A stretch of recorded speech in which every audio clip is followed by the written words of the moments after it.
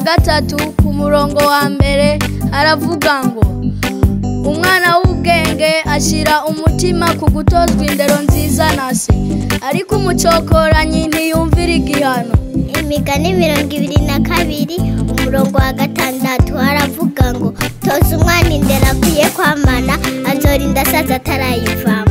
Imigani 13 ku murongo wa 44 aravuga ati urinda umwana inkoni aba mwasi, ariko mukunda muhana hakiri kare.